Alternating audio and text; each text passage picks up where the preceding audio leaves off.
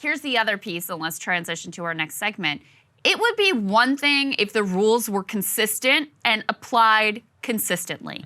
I wouldn't love the censorship, but at least you could say, okay, I see how you're doing this. I see how you're conducting business. We can all figure out how to work with this. But here is a perfect example of how the rules are applied so haphazardly and are created in such a biased manner. Facebook and Instagram have decided in certain countries to allow calls for violence against Russians during the war. So here's a little bit more from that. They say, as a result of the Russian invasion of Ukraine, we have temporarily made allowances for forms of political expression that would normally violate our rules, like violent speech, such as, quote, death to the Russian invaders. We still won't allow credible calls for violence against Russian civilians. This is according to a Meta spokesperson, Andy Stone.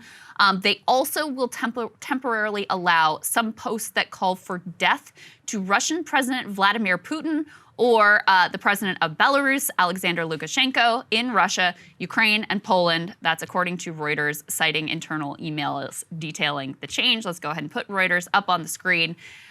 Here are the countries that this apparently applies to: Armenia, Azerbaijan, Estonia, Georgia, Hungary, Latvia, Lithuania, Poland, Romania, Russia, Slovakia, and Ukraine.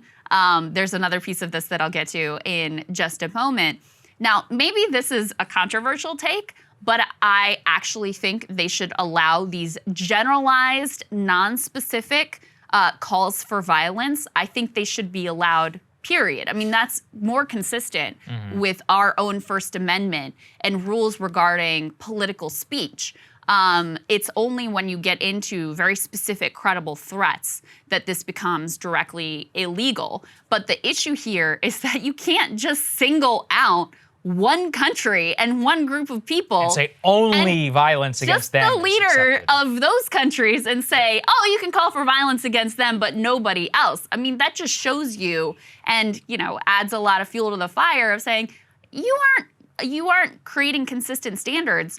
You're just doing the bidding of like the U.S. foreign policy establishment. And this isn't the first time that this has happened either. I mean, you also see, they collaborate with Israel with regards to who they should censor. BDS, which we talked about. Yeah, who they should censor in Israel. You've had a number of these instances where it very clearly seems like they are carrying water for the U.S. foreign policy establishment rather than trying to neutrally apply any sort of standard. Right, that's the ridiculous part, which is I agree with you. I'm fully for a First Amendment call for anybody. I think most people should be able to say what they want. But to constrain the values for everybody, but then allow a call for violence to just one group of people, I'm like, okay, that's pretty crazy. Let's go and put this next one up there on the screen, which is equally disturbing, which is that before this entire thing began, Facebook temporarily was allowing praise of the neo-Nazi Ukrainian battalion, the Azov battalion, because it was fighting Russian invasion. And previously,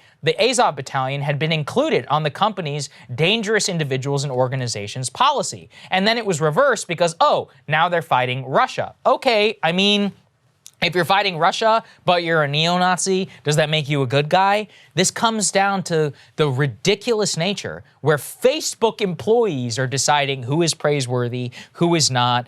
Whenever you're doing one thing bad, but then fighting somebody who is more bad in your eyes, then you're temporarily allowed to praise them. You can call for violence against Russians, but not against other people. It just comes down to a whole-scale mania, which is sweeping these tech companies as to what exactly is allowed. Everybody, oh, stop Asian hate. Chinese virus was once apparently a racist term. But, full-scale boycott campaigns on Yelp and elsewhere against Russian restaurants, which is happening all across this country. Oh, that's totally cool. Yeah. And, it just total hypocrisy whenever it comes to the actual enforcement regime on all of this. And it just goes to show you that these big companies take their orders direct, not even just from the top, but from like the amorphous social mores of what's considered acceptable or not in the elites. And it just shows us how full of it that they actually are. So in this limited instance, the elite sentiment is like, it's okay to praise neo-Nazis a little bit. As long as they fight Russians. Yeah, as long as they're fighting Russians. So we're going to allow it for now. They kind of are, they really are telling on themselves in a lot of ways right now. They actually, in this Intercept report, they have published examples of the speech that Facebook now deems acceptable with regard to the Azov neo-Nazi battalion. They say, Azov movement volunteers are real heroes. They are a much needed support to our National Guard. Or you could say, we are under attack. Azov has been courageously defending our town for the last 6 hours. Or you could say, I think Azov is playing a patriotic role during this crisis. So that's the allowable pro-Azov speech.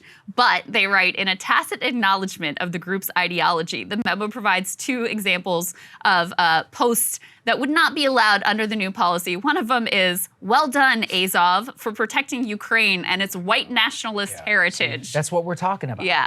Look, in general, I would say as a First Amendment advocate that you should probably be able to say whatever you want. That being said, you can't have these selective enforcement regimes which make it clear that the rules are not rules, they are simply the whims of the liberals who are in charge. Yeah. And if that is the case, that's very dire for the communication networks of YouTube, where millions of people get information, of Facebook, where millions of people get information, Twitter, and their enforcement mechanisms, and it just leads to a fundamental distrust in how the information that is being received, being censored, and more, which just leads to a population which, when you distrust everything, then you believe nothing. And that's very difficult both to govern and in order to live for all of us together in a harmonious And there's society. so little transparency here. Yeah, I mean, Reuters had to get their hands on internal emails to find this stuff out. And then the blacklist that has all these like organizations that you're not allowed to talk about or not allowed to praise on it. There's no transparency around who's on this list, how they were chosen, or any of that. So you kind of have to, you have to parse and try to figure out how they're making these decisions. And so that's why I say they're really telling on themselves here, because polite society has decided for a moment that it's okay to hate Russian people, call for the violence against them, and to praise this one sect of, neo-Nazis and neo-Nazi aligned figures, then Facebook's gonna allow for now. That's well said. Hey guys, thanks so much for watching. That's right. Just as a reminder, you can become a premium subscriber today. Watch the full show completely uncut, our reactions to each other's monologues. You get to listen to it, you get to ask us questions, all that good stuff. Link is right there in the description or at breakingpoints.com. Best of all, great way to say screw you to the mainstream media.